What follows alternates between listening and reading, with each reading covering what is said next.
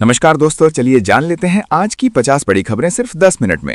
लेकिन इससे पहले आप ये वीडियो किस जिले या शहर से देख रहे हैं, कमेंट में जरूर बताएं। 15 अगस्त 2027 से चलेगी भारत में पहली बुलेट ट्रेन। केंद्रीय रेल मंत्री अश्विनी वैष्णव ने ऐलान किया कि भारत की पहली बुलेट ट्रेन 15 अगस्त 2027 से चलेगी। मुंबई और अहमदाबाद के बीच ये ट्रेन कई चरणों में शुरू की जाएगी, जिनमें पहला सेक्शन सूरत से बिलीमोरा और दूसरा सेक्शन वापी से सूरत तक खुलेगा, जबकि ट्रेन का तीसरा सेक्शन वापी से अहमदाबाद तक खुलेगा।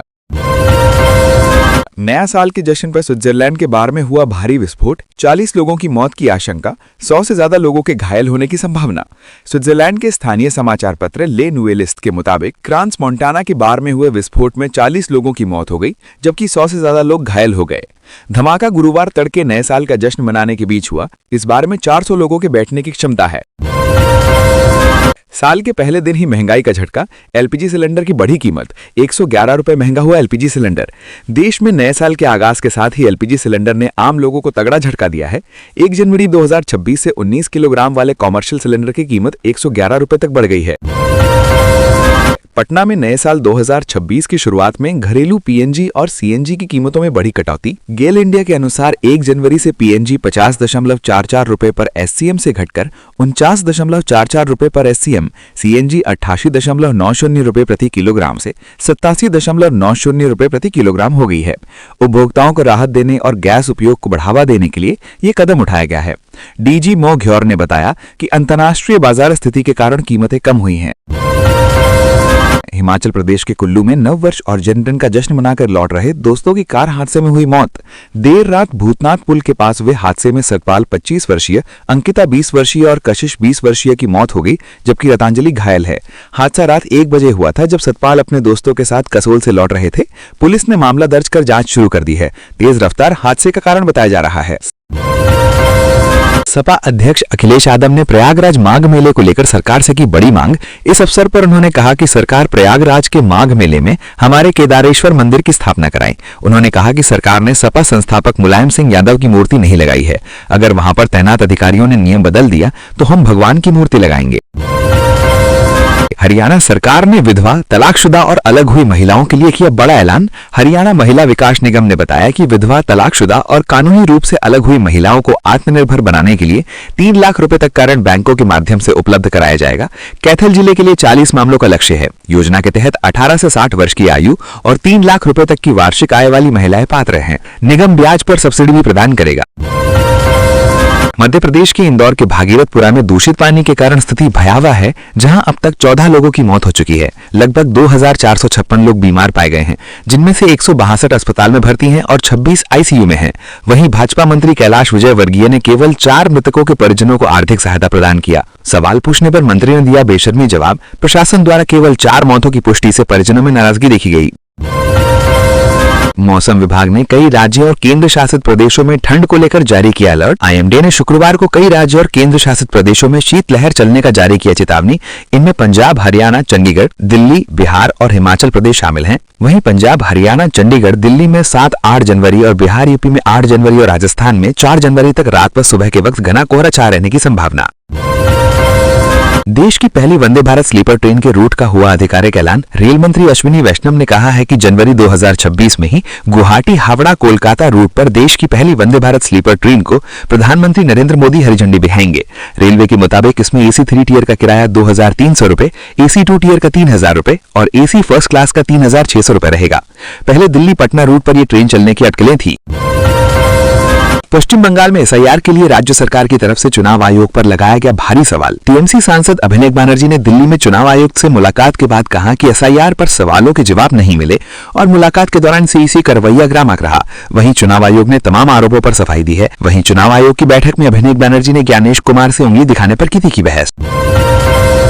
अगले साल मार्च अप्रैल में संभावित विधानसभा चुनाव से पहले केंद्रीय गृह मंत्री अमित शाह पहुंचे पश्चिम बंगाल के दौरे पर, जहां अपने दौरे के आखिरी दिन अमित शाह ने कोलकाता में भाजपा नेताओं की बैठक कर विधानसभा चुनाव की तैयारी का किया समीक्षा। बैठक में सांसद, विधायक और पदाधिकारी शामिल हैं। कार्यकर्ताओं को दिया चुनाव का मूल मंत्र। उत्तराखंड परिवहन निगम की लोहागढ़ डिपो की एक बस में देहरादून के लाल तप्पड़ में सुबह करीब 4 बजे शॉर्ट सर्किट से आग लगने से मचा हड़कंप। इंजन से धुआं उठने के बाद आग पूरी बस में फैल गई, जिससे बस की सीटें और अगले टायर जलकर राख हो गए। बस में सवार सभी यात्री समय रहते सुरक्षित निकल आए बाहर, जिससे कोई जनहानि नहीं हुई। हिमाचल प्रदेश सरकार ने शिक्षक भर्ती को लेकर नए साल पर दिया खुशखबरी, 10,000 शिक्षकों की होगी भर्ती। सरकार 2026 को आर्थिक पुनर्संरचना और प्रशासनिक सुधारों का निर्णायक वर्ष बनाने जा रही है। इसमें 10,000 शिक्षकों की भर्ती, रोबोटिक सर्जरी की शुरुआत और 100 सीबीएसई स्कूलों का संचालन शामिल है। सरकार ई मालों को बढ़ावा देकर 2026 तक राज्यों को हरित ऊर्जा राज्य बनाने का लक्ष्य रखा। साथ ही सुख सम्मान निधि योजना और स्वयं सहायता समूहों को भी प्रोत्साहन देने का घोषणा किया है। बीएसएनएल ने अपने करोड़ों ग्राहकों के लिए रिचार्ज पर दी बड़ी छूट।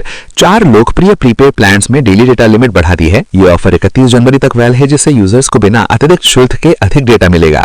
2399, 485, 347 और 225 रुपए वाले प्लान में अब पहले से ज्यादा डेटा, अनलिमिटेड कॉलिंग और एसएमएस की सुविधा मिल रही है। कंपनी का लक्ष्य सस्ती कीमतों पर बेहतर लाभ प्रदान करना है। साथ ही बीएसएनएल ने 31 जनवरी तक अपने ग्राहकों को 1 महीना रिचार्ज के साथ मात्र 1 रुपए में नया सिम देने का ऐलान किया।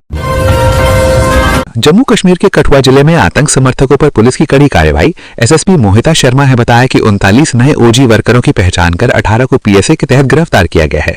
उन्होंने कहा, पुलिस आतंकवाद के खिलाफ जीरो टॉलरेंस पर काम कर रही है और नववर्ष और गणतंत्र दिवस को लेकर हाई अलर्ट पर है। पिछले साल पुलिस ने सीमा पार से हथियार और नशा तस्करी के बड़े रैकेट का पर्दाफाश किया था। प्रयागराज के छिपकी रेलवे स्टेशन पर देश का पहला लोको रेस्टोरेंट खुलेगा। उत्तर मध्य रेलवे ने इसके लिए टेंडर जारी कर दिया है। पुराने इंजन को आधुनिक रेस्टोरेंट में बदला जाएगा, जिसमें एसी और शानदार सजावट होगी। मेन्यू में स्थानीय और वैश्विक व्यंजन मिलेंगे। ये प्रोजेक्ट पर्यावरण संरक्षण, रोजगार और रेलवे की आय बढ़ाने में भी मददगार होगा। जल्द ही लोग यहाँ स्वदेश भोजन का आनंद ले सकेंगे। हरियाणा सरकार ने दीनदयाल लाडो लक्ष्मी योजना में किया बड़ा महत्वपूर्ण बदलाव।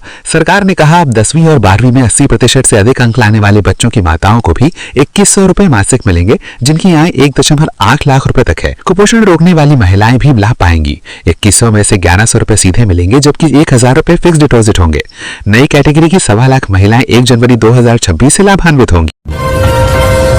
उत्तर प्रदेश के जौनपुर में आवास सत्यापन करने गई टीम के साथ दुर्व्यवहार का मामला सामने आया। पूर्व जिला पंचायत सदस्य मुंशी राम और अग्नि केतु सहित 8 लोगों पर सरकारी कार्य में बाधा डालने, महिला सचिव को गाली देने और SC/ST एक्ट की धमकी देने का आरोप है। अधिकारियों ने कहा, आरोपियों ने सरकारी कागजात भी फाड़ दिए और बदतमीजी भी की, जिस पर जांच जारी है। झारखंड सरकार ने युवाओं के लिए पायलट बनने के लिए लॉन्च किया नया स्किल, जिसमें 320 एयरबस के एयरक्राफ्ट के लिए युवाओं को प्रशिक्षित करेगी। प्रत्येक छात्र पर 60.73 लाख रुपए खर्च होंगे, जिससे 15 छात्रों के प्रशिक्षण पर 9.10 करोड़ रुपए खर्च व्यय होंगे। प्रशिक्षण के लिए कैबिनेट की अनुमति का इंतजार है। चयन प्रक्रिया में लिखित परीक्षा, एप्टीट्यूड टेस्ट और इंटरव्यू शामिल हैं। ये योजना युवाओं को वाणिज्यिक पायलट बनने का अवसर देगी। हरियाणा सरकार ने पुलिस की भर्ती की तैयारी करने वाले युवाओं के लिए नए साल पर दिया बड़ा तोहफा। हरियाणा कर्मचारी चयन आयोग का HSSC ने पुलिस में 5500 सिपाही पदों पर भर्ती का जारी किया विज्ञापन। इनमें 4500 पुरुष, 600 महिला और 400 रेलवे पुलिस के पद शामिल हैं। ऑनलाइन आवेदन 11 से 25 जनवरी तक किए जा सकेंगे, जिसके लिए कोई शुल्क नहीं लगेगा। ये भर्ती CET के दूसरे चरण के तहत होगी।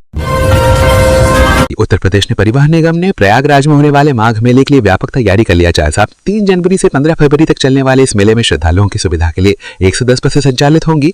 बसों की रियल टाइम ट्रैकिंग, चालकों का स्वास्थ्य परीक्षण और सुरक्षा उपकरणों की जांच सुनिश्चित की जा रही है। महाकुंभ की तर्ज पर सुरक्षा टीमें तैनात रहेंगी, ताकि सुरक्षित और संघबद्ध परिवहन सेवा प्रदान की जा सके।